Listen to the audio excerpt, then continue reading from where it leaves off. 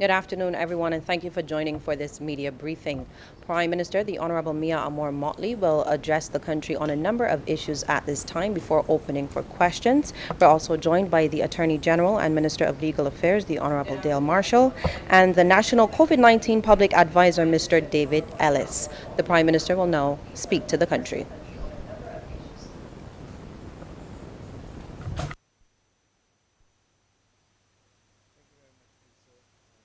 I want to thank you for the brief introduction. Good afternoon, Barbadians. Good afternoon, all those who are here with us in Barbados. I indicated to you on the last occasion on which we spoke that I would be making an announcement very soon, and I want to contextualize it. Over the course of the last 2 weeks in particular, we picked up a very clear trend that would have us seeing a number of families across Barbados being affected by this latest variant of COVID, the Delta variant. And we indicated that this was nothing to be trifled with. Indeed, the numbers show that since the 1st of September to yesterday, 84 families in our country have been affected, with numbers ranging from as low as 2 to as high as 8. In the circumstances, we felt that there has to be an approach that refines our capacity to have a whole of nation approach and to be able to reach Barbadians irrespective of where they are. We recognize that not everybody watches television, and not everybody reads the newspaper, and not everybody listens to radio, but we have to reach everyone, and we also have to change our behavior in terms of how we relate to each other, particularly those with whom we are most comfortable and see most often. And that sense of knowledge and awareness needs now to inform all of our actions if we are going to not. Indeed, the numbers show. I'm sorry for that interruption. It seems as though one of the media has just come into the press conference. Please mute all of them, please. Thank you. It is absolutely clear, therefore, that we get to the task of helping and finding Barbadians wherever they exist and live in order to be able to change the narrative and to change the behavior. We are satisfied that we've started on this process, but we believe that wherever we can have additional assistance and additional allies in this battle, that we should take them on board. I'm happy to announce that after some level of discussions that we have over the course of the last few days settled with the appointment of a COVID public advisor. Many of you would have remembered that we started this battle with Azar and that we felt that that aspect of behavior modification was absolutely necessary. I think we've changed the name to reflect the fact that we want to reinforce that the person who we are appointing doesn't only have a duty to government, but more importantly, a duty to the public and to be able to speak to the public. It is against that backdrop that one of the most important aspects for us as a government was to find someone who was independent and who therefore could reach all of Barbados with respect to the information and the advice that would have to be rendered as government's public advisor. On COVID's public advisor, sorry. We have now settled that, and we believe that the person who we are appointing can more than do the job and comes with a long and strong track record of being independent, of being able to speak with Barbadians, and of being able to work alongside Barbadians to help us with the behavior modification. The information is a lot. I shared with you just now how 84 families across this country have been affected. I also want you to know that aspects of some of what we're doing, yes, remain constant in terms of what protects you.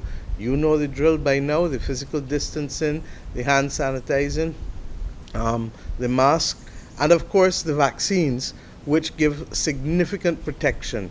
And the evidence of the protection of the vaccine is seen only with respect seen more and more with respect to the number of cases that we have in our facilities, of whom 80% or more are unvaccinated, And with respect to, regrettably, the deaths that we've had, the 5 deaths that we've had in the last few weeks, all of them are unvaccinated. The conversations have to continue. We have said that we will not mandate adults to take it, but we recognize that there will be consequences, not just in terms of the public health virus, but also in terms of travel and interaction and with the schools. I've made it absolutely clear over and over that we are not changing our approach to vaccinations in schools, but that we have clear exemptions available to us with respect to religious exemptions and with respect to medical reasons that the Ministries of Health and Education will coordinate under the law to give the responses as necessary. Against the backdrop, therefore, of where we are today, we could be a lot worse, but we could be a lot better. We feel that Barbadians have an opportunity still to be able to help us in this battle by helping themselves first and foremost. Indeed, I want to salute today Dr. Corey Ford, who gave, in my view, perhaps one of the best interviews and statements that I've seen since we've started this battle on COVID last night. And I would like to urge those Barbadians who have not yet seen this interview on one-on-one last night with Dr. Ford to make an effort to either get it from YouTube, or I'm asking CBC, if you repeat it every night, Bajans, I believe, would understand that this is our business, because we need as many Barbadians to hear exactly what is happening and with the sincerity with which he has described it. Having said all of that, therefore, I come now to the announcement. It is my distinct honor to report that after these extensive discussions, Mr. David Ellis has agreed to be appointed as government's public advisor, COVID public advisor, but with a responsibility not to government, but to the public of Barbados. It is absolutely critical that that be the remit, because we need all Barbadians, irrespective of who you are and where you live and what you do, to be on board in fighting this battle against COVID. I've asked Mr. Ellis to join us this afternoon, and I'd like to allow him now to take the floor, and I'll come back at the end, and then we'll do questions after. In addition to the Attorney General, Minister Bostic is also with us, so that we look forward to the engagement as we continue in this battle to wrestle COVID-19 to the ground in terms of its ability, 1, to be able to cause deaths, and 2, serious hospitalizations, because those are the strategic objectives we set in our mission over and over in the last few weeks. Thank you very much. David?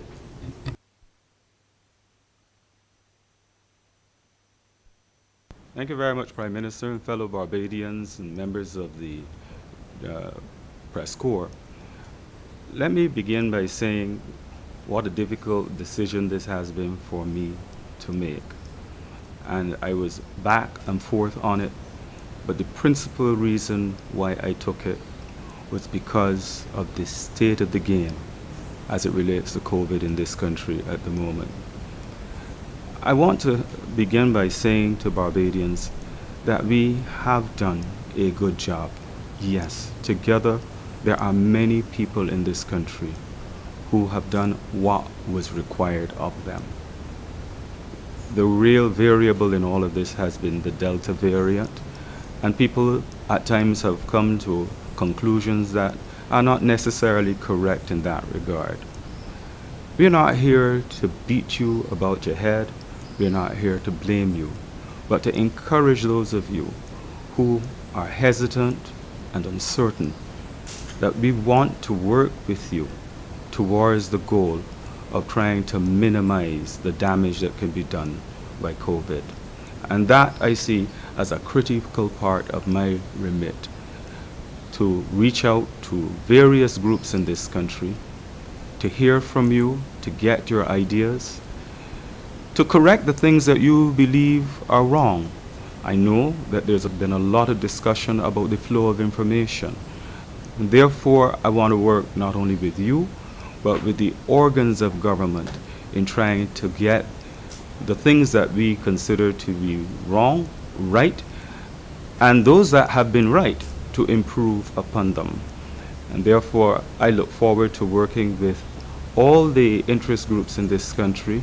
We have to go into every nook and cranny, and in particular, people who are vaccine hesitant, because I do not believe that we should put so-called anti-vaxxers in the group of people who are hesitant.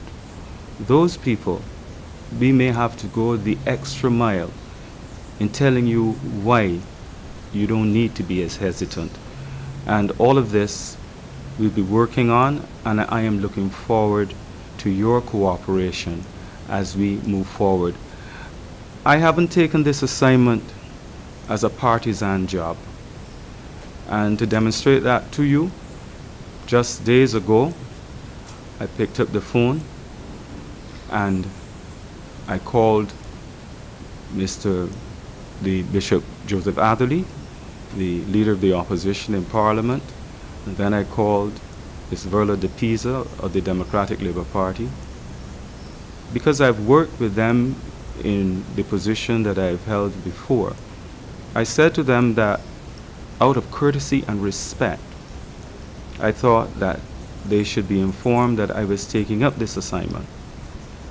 And I am available to assist them and their organizations in whatever way this office can in trying to avoid the kind of difficulties that we are seeing in other Caribbean countries at the moment. So I look forward to working with everybody. We may not necessarily agree on everything, but I certainly hope that we will have the kind of relationship that will take us forward in the fight against COVID-19. Thank you, Prime Minister. Thank you very much, David. I also want to report that this morning I would have met with, in a teleconference with the President of Cuba, and thereafter we also met with the heads of government of CARICOM. The first one relates to the fact that we will lose some of the nurses next week, going back on holiday. They have been here for a year and they're due for vacation, and we will have some come in to replace them. I'm also in discussions with the President of Ghana with respect to additional nurses, and at the CARICOM level, I think we've all agreed, and I'm sure that the chair of CARICOM will be speaking to the region later, but we've all agreed for deeper cooperation where possible, particularly given the fact that many, all of us effectively, are facing challenges with the COVID variant as we go forward, and all of us are also hoping to be able to see how we can reach out in addition to the Caribbean diaspora, because we have a lot of medical officials who live and professionals and nurses who live overseas, but who may want to come home for short periods of time to be able to assist as the region goes through this surge that we are confronting. I hope also that the message goes home that we are changing the manner in which we are delivering most of our vaccinations. Over the course of the last few days, I think Barbadians would have seen the tremendous success that we are having with the community vaccination program. In fact, yesterday I was deeply touched by the fact that even though the rain was falling, people just pulled out their umbrellas and remained because they were adamant that they wanted to be vaccinated before leaving the particular site. And as I moved around, the message was very, very clear. As a result, we've asked the officials to increase the number of community vaccination sites per day from 2 to 5 to 6, and to reduce the number of mainstream ones correspondingly. I'm also meeting this evening with the public health nurses in order to be able to get a better grip with what and how we deliver and when we deliver, and I look forward to that meeting this evening as we go forward. So my friends, I ask all Barbadians to stay tuned and to be aware of when the community vaccination program is hitting your community, and to recognize that we are in a race, yes, against Delta that is bolstered by the high transmissibility, and therefore in many instances we do not have the luxury of time. We do not have the luxury of time to protect our families, our loved ones. You have heard me repeat over and over that in the words of Pope Francis, a vaccination is an act of love, first self-love, but it is also an act of love for those with whom we live, with whom we work and with whom we interact. And this is a national approach that we want all persons to be undertaken at this point. At this stage, I think we can pause and take questions from the media and to get a better sense of what is on people's minds. Thank you, Lisa. Thank you, Prime Minister. As we open for questions, I'll just ask members of the media to identify themselves and the media houses that they represent before posing their questions. And just to remind you that the Minister of Health and Wellness, Lieutenant Colonel the Honorable Jeffrey Bostick, is also present.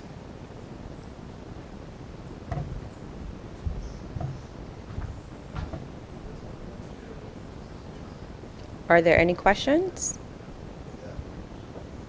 Good afternoon, Prime Minister. Barry Allen here, excuse me, from the Nation newspaper.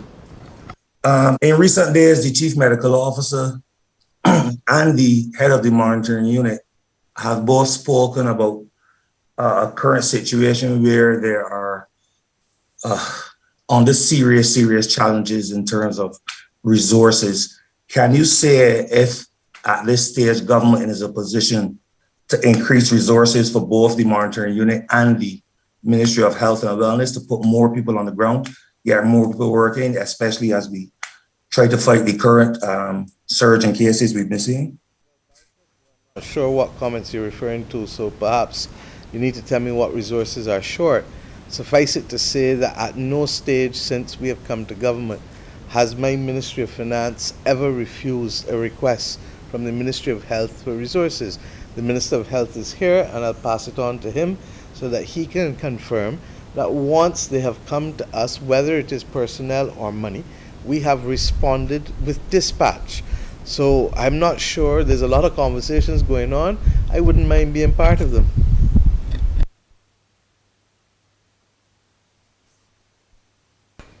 Thank you, Prime Minister. Good afternoon, all. Let me reassure you, Barry, and the public that we do not have a resource problem at this point in time in relation to our fight against COVID. Yes, we've had challenges, no doubt about that, but that's the nature of the war. What we are doing at the moment is to rationalizing our operations to see if we are effectively utilizing the resources that we have at the moment and also improving in the area of technology. I can assure you that if I need additional numbers, I will get them once I put the case to the Ministry of Finance. But at this point in time, we are not worried about resources except for the fact that the nurses and the medical, clinical side of it, like all other countries, given the number of positive cases and sick persons that we've been seeing, that is challenging at the moment, but we are still managing. Thank you. Barry, did you have a follow-up?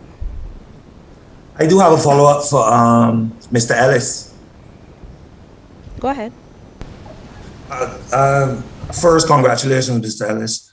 You spoke broadly about your remit and some of the things you will have to do. But at this early stage in the game, what do you think is your most important task right now? Well, I think the most important task of all has to be one of trying to deal with the fact that we have so many people out there who are unvaccinated and who need to be convinced that it is important and necessary. I think that it is not just a question of vaccination, but we are expected to follow the protocols as well. I think the message has got to be a combination of those, and that would be priority number one.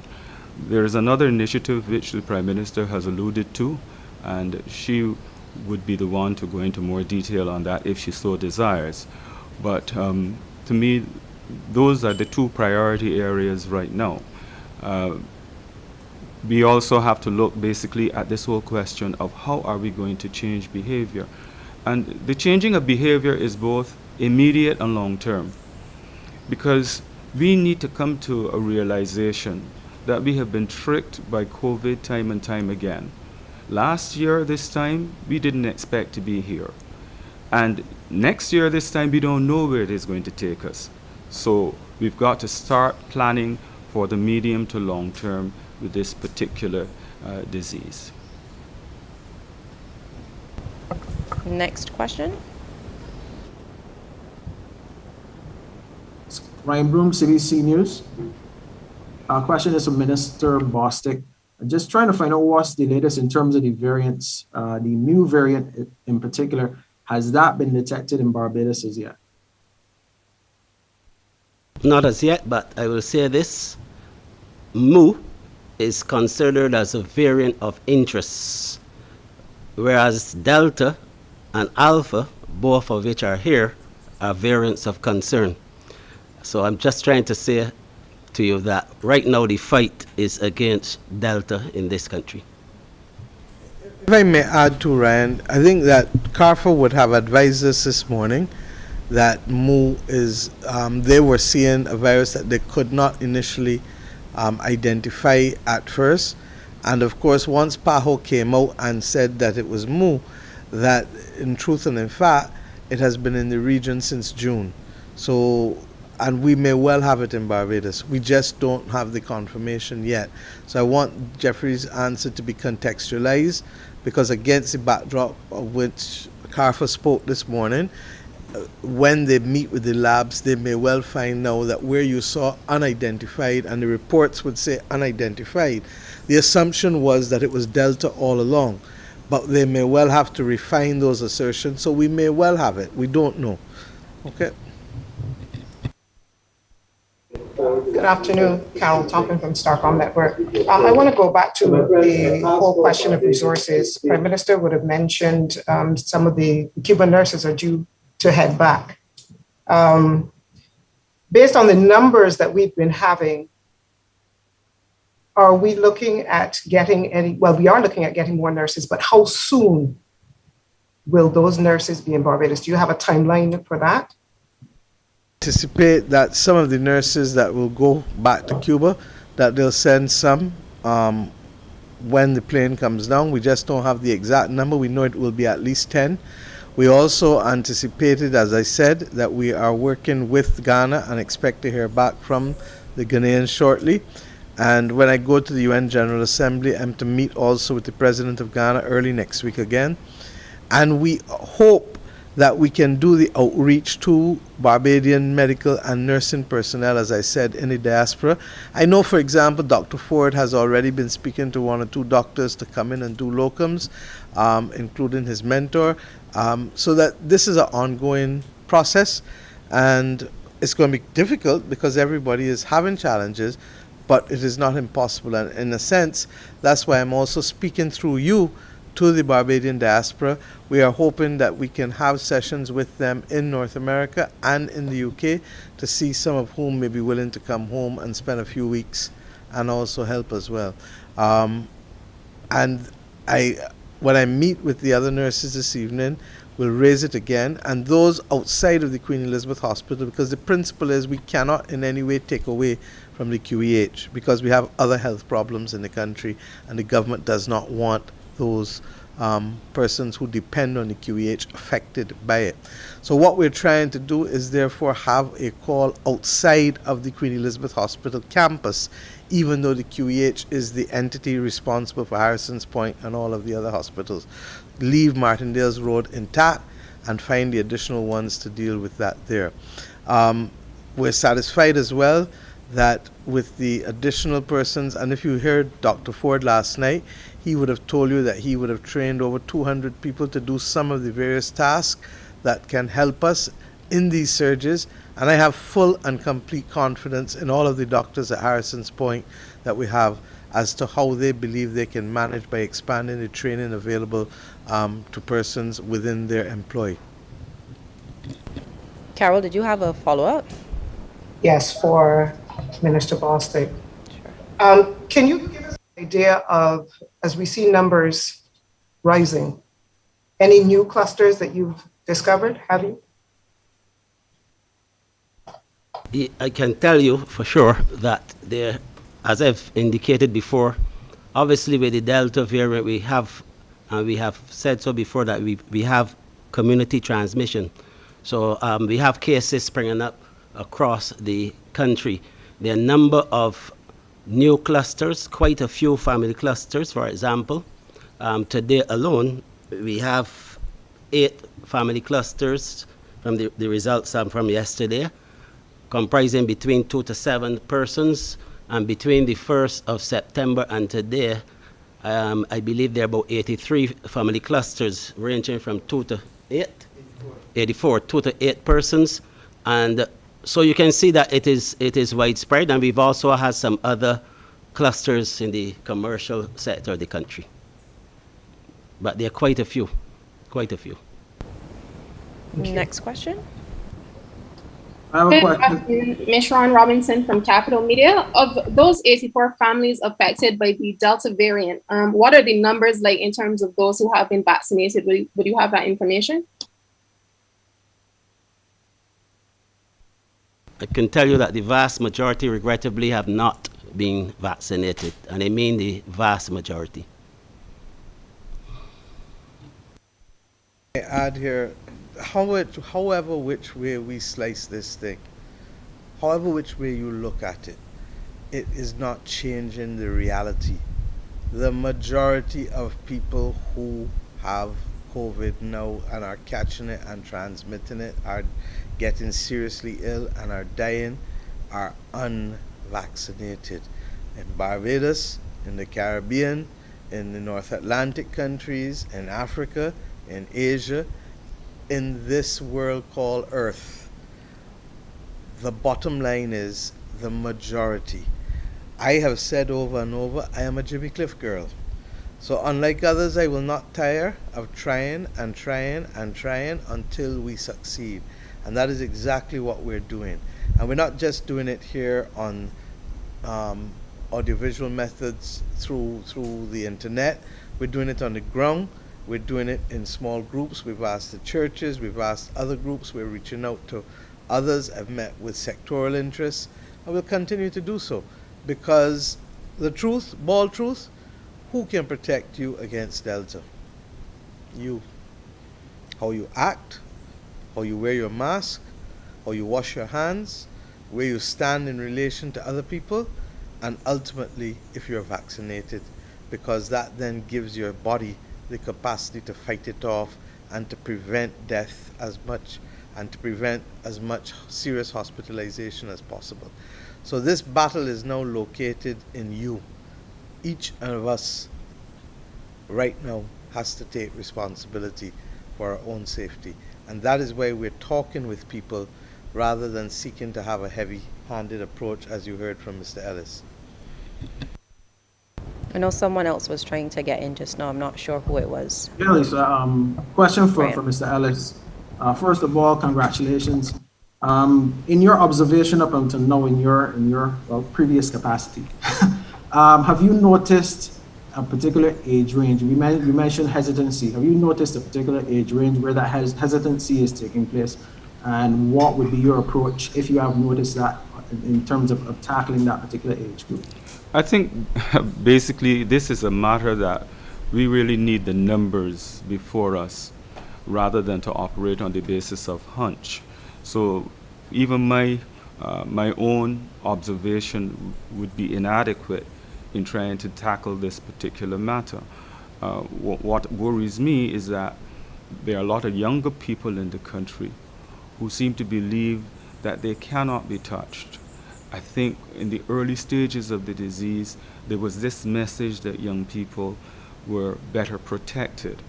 And while in the main that is so, the Delta variant has been making a difference. If you look at what's been happening in other Caribbean countries, we are seeing young people, 18 and 15, and in Barbados, I am sure we must have some kind of statistics that indicate to us what is happening there. What I believe we need to do is to share that information with the public as best as we can, because we have to jolt a number of people out of the sense of complacency that exists. You know, we are crisis-driven people, Ryan, and you know, when the numbers start going up, people start dying, then you will see a different response. But we really shouldn't be waiting until that happens. So we have to use the available information now to get people to become aware. The boys on the block who are out there believing that they too are untouchable when it comes to COVID. So right across the board, we know certain pockets, but we are also conscious of the fact that we have to do more serious studies so that we can use those studies to be in a better position to understand the numbers and also to understand what is motivating them. If I may add to Ryan, and perhaps this is the context that David will have access to very shortly. Since the 1st of September, over 200 of our young people under 18 have caught COVID. 200 young people. In yesterday's numbers, 30% of the persons turning positive were under 18. The day before, 25%. Let us get real. If the Delta is highly transmissible and young people can catch it, and young people are not vaccinated, they will catch it and they will also help spread it. And to that extent, that is why we are saying that we need more persons. Between the age groups of 12 to 18, we've had 5,500 odd persons vaccinate, which is roughly now just about 27-28% of the age cohort, just under 30%. We need to do better. On Saturday, you heard me say that we're giving ourselves the next 4 weeks to be able to ensure that we can do so. We have still another 26,000 persons that can be vaccinated with Pfizer, and we would want a lot of that to be our young people because of the nature of the fact that Pfizer is the only one of the three that we apply for 12 to 18-year-olds. We've been in discussions all day, as I said, our international partners with CARICOM, with the United States ambassadors across the region and persons from State Department, as well as with the British, to begin to identify when are the other opportunities for delivery of vaccines. Jamaica has had already to suspend further first doses of Pfizer until we can get clarity as to when we will be receiving again. So believe you me, this battle is for our future as well as anything else, and I appeal now to all parents, to all aunts and uncles, to all godparents, to all grandparents, to all neighbors, to all teachers. Let us ensure that those who are 12 to 18 as far as possible are vaccinated, and equally until such time as there is a vaccine for toddlers to 12, then let us make sure that those adults among us, the older people, that we take the vaccine to protect those who cannot protect themselves. That is the Bajan way. That is the way. And I would be happy if we could get rid of those 26,000 Pfizers in less than 2 weeks. That's the truth. I would be happy if we could get rid of it in 1 week. If the demand is there, come forward. We also have AstraZeneca, and that's why I'm saying that some of the older personnel can easily take the AstraZeneca, so we have enough of that, we have enough of Sinopharm, that we can keep going. But I'm asking Barbadians to meet us here. We're not mandating for adults, but we know for children, they need to be protected in schools just because of how they socialize. Thank you.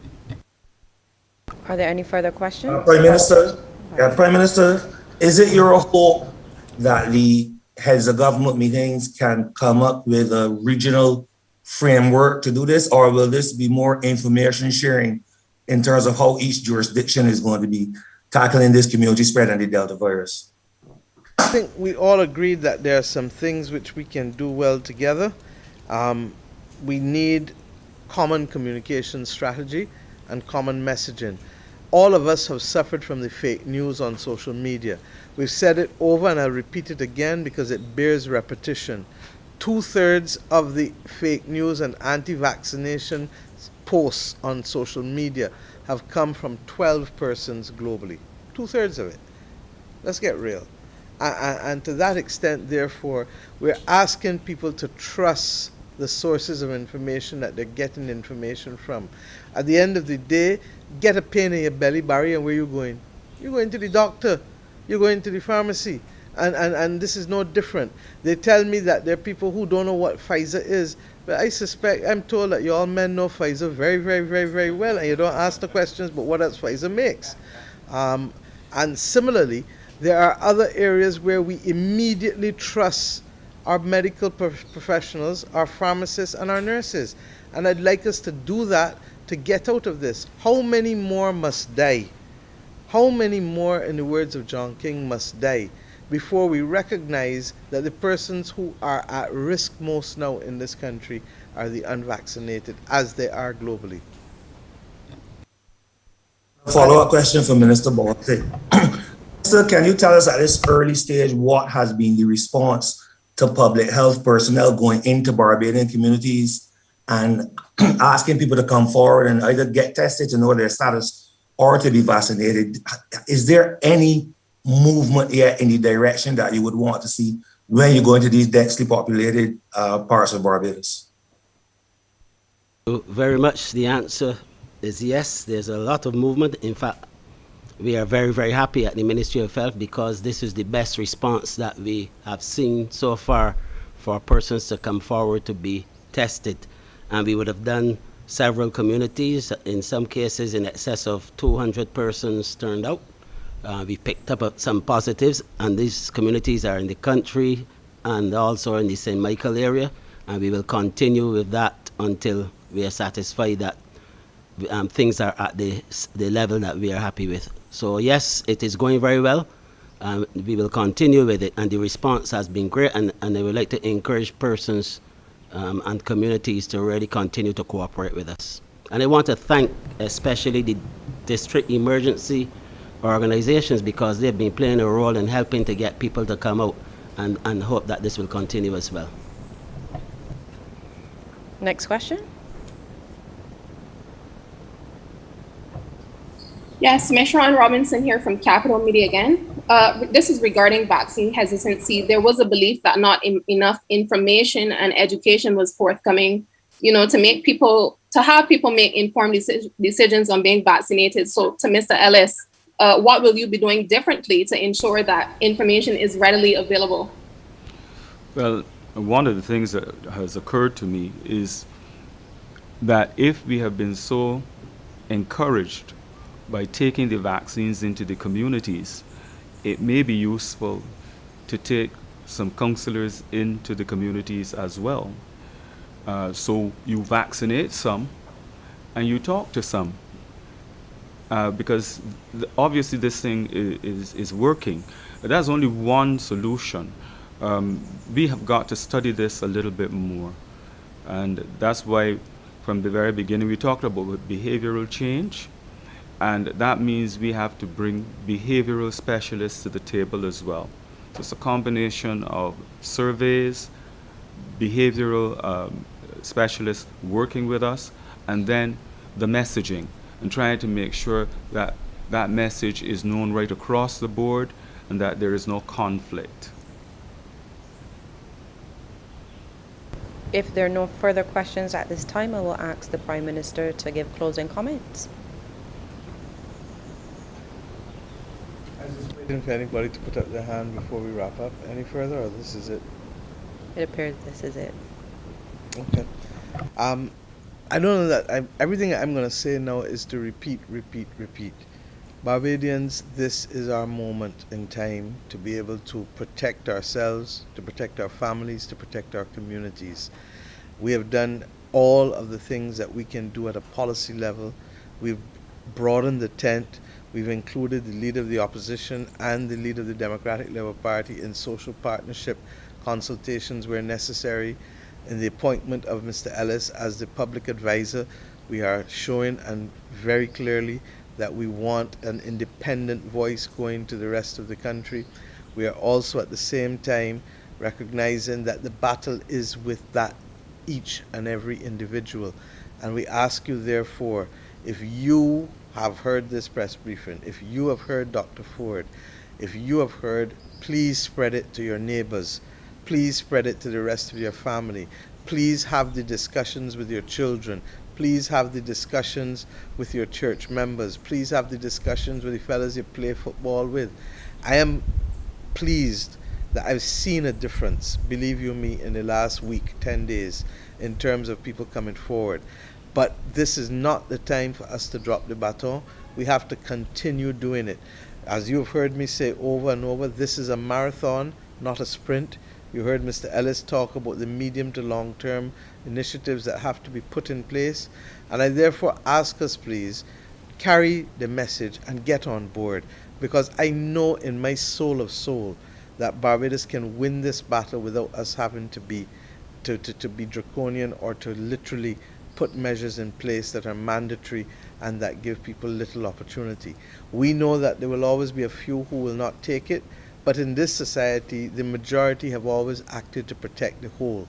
I hope that the Attorney General, through the Commissioner of Police, will also allow me to have an engagement with the security forces, the police in particular, before long, as I've been doing with the health sector officials, because it is important that we give all of you who need information the information such that we can make sure you protect yourselves. So with those few words, we'll continue to talk with you regularly and continue to ask you to get on board or bring others on board.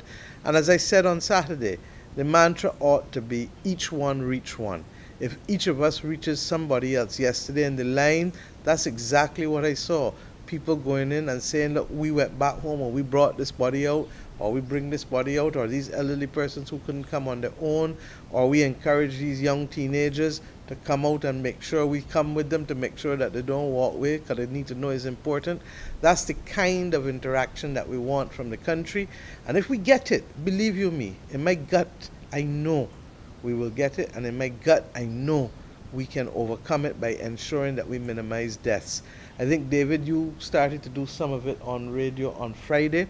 But when we look at the number of deaths in Barbados, Barbados has an appreciably lower level of deaths than most countries globally. And I think that we have to give thanks for it. I'm satisfied it is because we took a decision to have a separate isolation facility, and that we also took decisions to quarantine primary contacts as far as possible. Delta threatens our ability to do that. And that is why later this week, when David and others in the Ministry of Health are completed, they will start the conversation with you about home quarantining, and in very, very few cases, home isolation where the risk is exceptionally low. So at this point, I just want to thank Barbadians and to say, look, the battle continues. But if we want to return to a level of normalcy, not the old-time normalcy, because I don't think anybody's going to see that again, but a new comfort level where we want to be able to remove the restrictions, where we want to be able to reduce them and remove them, where we want to be able to earn as we used to before, or go out where we used to before, then we really need to make sure that when COVID attacks somebody, that the person does not die from it, or that the person is not seriously hospitalized. If we can be assured of that for the majority of Barbadians, then we can see levels of economic activity return.